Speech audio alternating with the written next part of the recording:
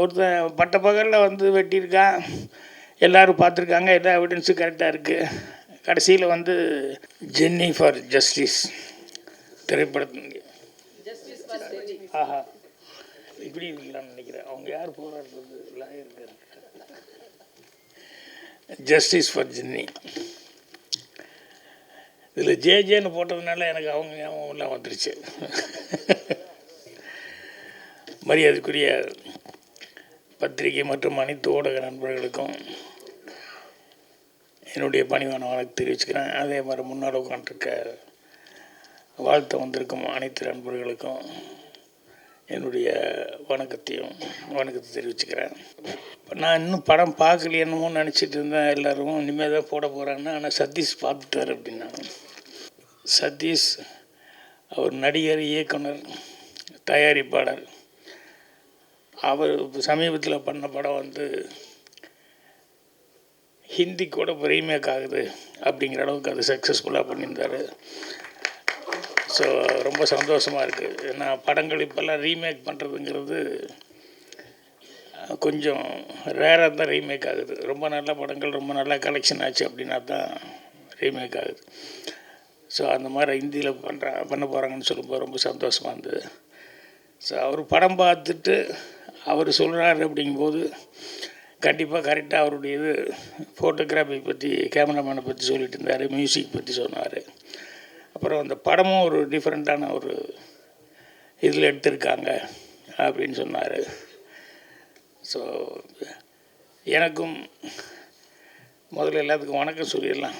இந்த ப்ரொடியூசர் சையத் அவர்கள், அதுக்கப்புறம் ஆர்ட் டைரக்டர் வந்திருக்காரு, கௌதம் கேமரா, இவர் மியூசிக் டைரக்டர், அப்புறம் ஐஸ்வர்யா, அவங்களுக்கு நீங்கள் பிட்டுவா வில்லன் கேரக்டர் செஞ்சவர், எல்லாத்துக்குமே என்னுடைய பணிவான வணக்கத்தையும் வாழ்த்துக்களையும் நான் தெரிவிச்சுக்கிறேன்.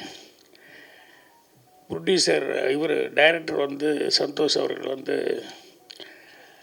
இன்வைட் பண்ணும்போது சும்மா என்ன கதை என்னன்னு சொல்லி ஜென்ரலாக படத்தை பற்றி தெரிஞ்சுக்கலான்னு சொல்லி கேட்கும்போது, இது ஒரு லேடிஸுக்கான சப்ஜெக்ட் அப்படின்னு சொல்லிட்டு ஒரு அவுட்லைன் சொன்னார். அவர் முன்னால் எங்கேயாவது ஒர்க் பண்ணியிருக்காரா என்னன்னு சொல்லிட்டு யாராவது வந்தாலும் கேட்பதில்ல, யார்கிட்ட ஒர்க் பண்ணீங்க என்ன அப்படின்ட்டு. இல்லை சார், எனக்கு சினிமாவில் இருந்த ஆர்வத்தில் படங்களை பார்த்து நானே கற்றுக்கிட்டேன், நடிக்கணும்னு ஒரு ஆர்வம் இருந்தது, அதுக்கப்புறம் டைரக்ஷன் பண்ணலான்னு சொல்லி டைரக்ஷன் பண்ணியிருக்கேன் அப்படின்னாரு. அப்போ அந்த அவுட்லைன் சொல்லும்போது வந்து ரொம்ப தெளிவாக சொன்னார். அது சட்டம், போலீஸ், காவல்துறை, நீதித்துறை இது சம்மந்தப்பட்டதாக இருந்தது அந்த சப்ஜெக்டு. நீட்டாக தெளிவாக சொன்னார். புதுசாக பண்ண போகிறது, யார்கிட்டையும் ஒர்க் பண்ணாமல் பண்ணுறாரு அப்படிங்கும்போது அவர் சொல்கிற நேரேஷனில் வந்து அவர் எவ்வளோ அழகாக சொல்லுவார் அப்படின்னு சொல்லிட்டு அதுலேயே என்னால் ஊகிக்க முடிஞ்சது. அவர் மட்டும் இல்லை, அவர் கூட சரவணன் எக்ஸிக்யூட்டிவ் ப்ரொடியூசர் வந்தார். இவர் சொல்லிகிட்டு இருக்கும்போது நடுவில் அவரும் பூந்துட்டு சில இடங்களில் இவர் தண்ணி குடிக்கிற கேப்பில், ஃபோன் பேசுகிற கேப்பில் எல்லாம் வந்து அவரும் படத்தை பற்றியும் மற்ற விஷயத்தை பற்றியும் சொல்லிட்டு இருந்தார். அவர் எவ்வளோ நாலேஜோடு இருக்கார் சினிமாவில் அப்படிங்கிறது பார்க்கும்போது எனக்கு உண்மையிலேயே ஆச்சரியமாக இருந்தது.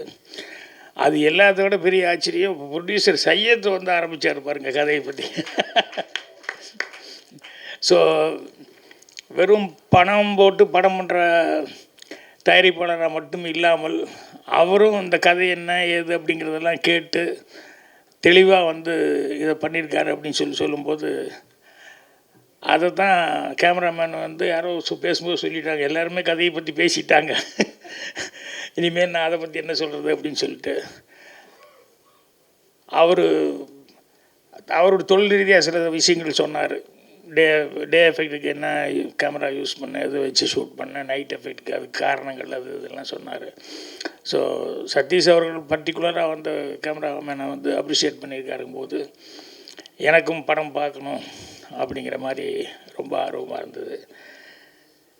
இது க்ரைம் சம்மந்தப்பட்டது அப்படின்னு சொல்லும்போது எனக்கு ரொம்ப பிடித்தது. நான் அதிகமாக படம் பண்ண முடியல. நான் வந்து விடியும் வரை காத்திரு பண்ணேன், அப்புறம் ஒரு கைதியின் டைரி, இதுதான் ஸ்கிரிப்ட் பண்ணேன். பாக்கி பூராமே ஃபேமிலி ஓரியன்டாக பண்ணேன். ஆனால் எனக்கு உண்மையிலே பிடித்தமானது அப்படிங்கிறது வந்து க்ரைமு. நான் சினிமா பார்க்குறத விட க்ரைமு, ஆக்ஷன் இது மாதிரி இருக்கிற படங்கள் தான் நான் நிறைய பார்ப்பேன். அதை ரொம்ப லைக் பண்ணுவேன். ஏன்னா அது செய்கிறதும் கஷ்டம். இவர் முதல் படமே வந்து சந்தோஷ் வந்து எப்படி ஸ்கிரிப்ட் பண்ணியிருக்காருன்னு நினைக்கும் போது எனக்கு ஆச்சரியமாக இருக்குது. ஏன்னா அது க்ரைமுக்கு அப்படிங்கும்போது அதுக்கு கொஞ்சம் தனிப்பட்ட ஒரு இதெல்லாம் வேணும். அதை ஸ்கிரிப்ட் பண்ணுறது, சீன் பண்ணுறது அதெல்லாம். ஸோ அவர் ரொம்ப தைரியமாக வந்து இது பண்ணியிருக்காரு. ஏன்னா எனக்கு வந்து ரொம்ப வருஷம் முன்னாடி சினிமாவுக்கு வந்த புதுசில் நான் பார்க்கல. ஆனால் எங்களோட அசிஸ்டண்ட்டு இதில் குழுவில் வந்து ஸ்டோரி டிஸ்கஷன் எல்லாம் உட்காந்துருப்பாங்க. கலைஞான சார், கனகசன் அவங்கெல்லாம் ரொம்ப சீனியர்ஸு. அம்மாரா இவங்கெல்லாம் உட்காந்துருக்கும் போது ஏதாவது அவங்க சர்வீஸுக்கு சில படங்கள்லாம் சொல்லுவாங்க. அதில் கனகசண்முகம் சார் ஒரு க்ரைம் சப்ஜெக்ட் சொன்னார். எனக்கு ரொம்ப பிடிச்சது. அது இன்னும் மனசில் அப்படியே பதிவாயிருக்கு. என்னென்னா 2 பேர் அக்கா தங்கச்சிங்க. அதில் ஒருத்தி வந்து நல்ல ரிச்சு, நல்ல பணக்காரி ஆகிட்டா. இன்னொரு தங்கச்சி வந்து கொஞ்சம் சுமாராக தான் அவளுடைய சூழ்நிலையில். அவன் எங்கேயோ தனியாக இருக்கிறா. ஐயோ அக்கா ஒரு இடத்துல இருக்கிறா. ஆனால் அக்கா வந்து எவ்வளோ பணம் இருந்தாலும், எவ்வளோ வசதி வந்தால் கூட தங்கச்சியை வந்து எல்லா ஃபங்க்ஷனுக்கும் கூப்பிட்டு அவங்களுக்கு என்ன செய்யணுமோ, என்ன ஹெல்ப் பண்ணணுமோ எல்லாமே பண்ணி தங்கச்சியை நல்லா கவனிச்சிட்டாங்க. இருந்தாலும் மனிதனுக்கு ஒரு பெரிய ஒரு வீக்கான ஒரு சமாச்சாரங்கிறது பேராசை. இப்போ அக்கா என்ன செஞ்சாலும் அந்த தங்கச்சிக்கு வந்து அவள் இடத்துல நம்ம இல்லையே, நம்ம அந்த பணக்காரி போய் நம்ம இல்லையே அப்படிங்கிறது வந்து அவளுக்கு எப்பவுமே என்ன ஹெல்ப் பண்ணால் கூட அது ஒரு சின்ன அவளுக்குள்ள ஒரு இதாக இருந்துகிட்டு இருந்தது. இந்த இடத்துல நம்ம இருந்து அவ்வளோ நல்லா இருக்குன்னு. அதில் என்னென்னா 2 பேரும் ட்வின்ஸாக இருக்கிறதுனால அசப்பில் 2 பேரும் ஒரே மாதிரி இருப்பாங்க. பேச்சு எல்லாமே ஒரே மாதிரி இருக்கும். வீட்டில் இருக்கிறவங்க ரிலேஷனே சில நேரங்களில் தடுமாறுவாங்க. இது யார் அக்கா யார் தங்கச்சின்னு கூப்பிட்றதுல வந்து ஒரு கன்ஃபியூஷன் அவங்களுக்குள்ள. அந்த அளவுக்கு அவங்க 2 பேரும் ஒரே மாதிரி ஒரு ஒற்றுமை இருக்குது. அப்போ அவளுக்கு ஒரு தப்பான ஒரு எண்ணம் வருது. அக்கா இல்லைன்னா நம்ம அந்த இடத்துல இருந்தோம்னா யார் நம்மளை கண்டுபிடிக்க முடியும் அப்படின்னு சொல்லிட்டு இவ வந்து அக்காவை எதாவது பண்ணிவிட்டு நம்ம அந்த இடத்துல வந்து உட்காந்துடுறோன்னு சொல்லிட்டு அந்த செக்கில் கையெழுத்து போடுறது முதல் கொண்டு எல்லாமே வந்து அவள் ப்ராக்டிஸில் வந்து எல்லாம் இருந்துகிட்டு இருந்து எல்லாமே பக்காவாக இருக்குது. யாருனாலையும் கண்டுபிடிக்க முடியாதுங்கிற அளவுக்கு. அப்போ ஒரு தடவை வந்துட்டு அக்காவை வந்து பார்த்துட்டு எல்லாத்துக்கும் தெரியுற மாதிரி ஊருக்கு போகிறேன் அப்படிங்கிற மாதிரி சொல்லிவிட்டு அதுக்கப்புறம் திடீர்னு மிட் நைட்டில் யாருக்குமே தெரியாமல் அக்காவுக்கு ஃபோன் பண்ணி ஏதோ ஒரு அர்ஜென்ட் மேட்ருங்கிற மாதிரி வந்து அக்காவை மர்டர் பண்ணி அந்த பாடி எங்கேயோ மறைச்சி இது பண்ணி விட்டு இவ தான் அக்கா அப்படிங்கிற மாதிரி அடுத்த நாள்லேருந்து அங்கேயே இருந்துடுவாள். ஸோ யாருக்கும் எந்த சந்தேகம் வரல. அந்தளவுக்கு வந்து அவள் பக்காவாக வந்து அக்கா மாதிரியே எல்லாமே ப்ரிட்டெண்ட் பண்ணிகிட்ருப்பாங்க. அந்த மாதிரி எல்லாமே செக்கு கையெழுத்து போடுறது அது இது எல்லாத்துலேயும் பர்ஃபெக்டாக இருந்ததுனால யாருக்குமே எந்த சந்தேகம் வராது. அப்போ திடீர்னு ஒரு போலீஸ் ஆஃபீஸர் வருவார். வந்து அவர் வந்து அந்த பொண்ணுக்கிட்ட வந்து கேட்பார், இந்த மாதிரி உன் அக்கா எங்கே அப்படின்னு. இல்லை நான் தான் அக்கா அப்படின்னு இவ சொல்லுவாள். இல்லை அக்கா எங்கேன்னு சொல்லு அப்படின்னு சொல்லி கேட்டால் இல்லை நான் தான் அக்கா, உனக்கு என்ன சந்தேகம், எதில் சந்தேகம் அப்படின்னா அப்போ ஒன்றும் இல்லை, ஒரு விஷயம் என்னென்னா உங்கள் அக்கா வந்து ஒருத்தரை கொலை பண்ணிட்டா, அதுக்கு எல்லா எவிடன்ஸ் இருக்குது, அதனால் அக்காவை தான் தேடிட்டு வந்தேன் நான், அதனால் நீ உட்காண்ட்ருக்க, அதனால் இப்போ 2 விஷயம், ஒன்று நீ தான் அக்கான்னா அந்த கொலைக்கு எல்லா எவிடன்ஸ் இருக்குது, நீ அரெஸ்ட் ஆகிக்கிற, நீயே சரண்டர் ஆகிக்கோ, இல்லை நீ தங்கச்சி அப்படின்னா உங்கள் அக்கா எங்கே, அக்காவை என்ன பண்ண. ஸோ அக்கா கண்டிப்பாக நீ கன்ஃபார்மாக அவளை கொலை பண்ணிட்ட. ஸோ அதனால் நான் வெளியே வெயிட் பண்ணுறேன். ஒன்று அக்காவன்னா அக்காவை பண்ண கொலைக்காக வந்து சரண்டர் ஆகிக்கோ, இல்லை தங்கச்சின்னா அக்காவை கொலை பண்ணதுக்காக வந்து சரண்டர் ஆகிக்கோ, நான் வெளியே உனக்கு டைம் கொடுக்குறேன், ஒரு 1/2 அன் ஹவர் யோசிச்சுட்டு வா அப்படின்னு சொல்லி. ஸோ இந்த கதை வந்து 50-60 வருஷத்துக்கு முன்னாடி நான் கேட்டது. ஸோ அப்போவே எந்த அளவுக்கு அவங்க புத்திசாலித்தனமாக திங்க் பண்ணி இப்படி ஒரு ஸ்கிரிப்ட் பண்ணியிருக்காங்க அப்படின்னு சொல்லும்போது அந்த க்ரைமுங்கிறது எவ்வளோ வித்தியாசமான க்ரைமு, எப்படி கதையை வந்து இப்படி திங்க் பண்ணியிருக்காங்க அப்படின்னு சொல்லும்போது ரொம்ப ஆச்சரியமாக இருக்கும்.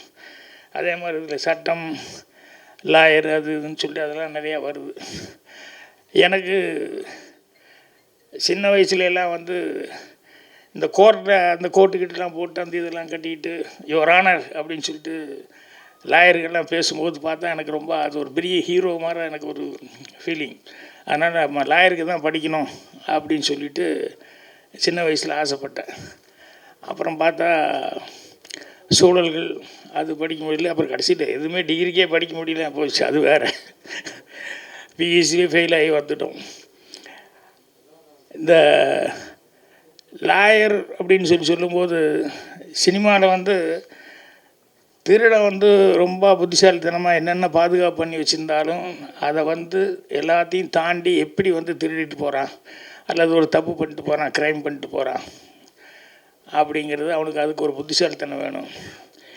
இது எல்லாம் தாண்டி போலீஸ்னு ஒரு டிபார்ட்மெண்ட் வருது. வந்து அவங்க உள்ளே வந்து இது எப்படி எவன் இப்படி திருடிட்டு போயிருப்பான், எந்த வழியாக வந்திருப்பான், எந்த வழியாக இப்படி பண்ணியிருப்பான், அதுக்கு என்ன எவிடன்ஸ் இருக்குது அப்படின்னு சொல்லிட்டு அவன் வந்து மண்டையை உடைச்சி கடைசியில் கரெக்டாக கண்டுபிடிச்சி போலீஸ் வந்து அவனை அரெஸ்ட் பண்ணுவாங்க. அதுக்கு ஒரு பெரிய மூளை வேணும். இது ரெண்டையும் தாண்டி அதுக்கப்புறம் வந்து இந்த திருடன் மூலையே கெட்டிக்காரத்தனம், அது கண்டுபிடிக்கிறது போலீஸ்காரர் அதோட கெட்டிக்காரத்தனம். கடைசியில் அதுக்கப்புறம் லாயர்கிட்ட போவாங்க. அவர் இந்த கேஸை வாங்கிட்டு அவர் கேட்பார், என்ன பண்ண ஏது பண்ண அப்படின்னு சொல்லிட்டு. இவன் இப்படி தான் தப்பு பண்ணிட்டான், அது பண்ணிட்டான் அப்படின்னு சொல்லும்போது இவன் திருநதில் எப்படி இவன் பிடிச்சது எதை வச்சு பிடிச்சான் அப்படின்னு சொல்லிட்டு இதை உடைக்கிறதுக்காக லாயர் அவருடைய மூளையை பிரயோகப்படுத்துவார். அது இதை விட கிரேட்டு. இருக்கிறது இல்லைன்னு பண்ணிடுவார், இல்லைங்கிறது இருக்கிறதுன்னு சொல்லி பண்ணிடுவார். ஸோ அந்த லாயர் மூளைங்கிறது இது ரெண்டு விட வித்தியாசமான ஒரு பிரெயின்.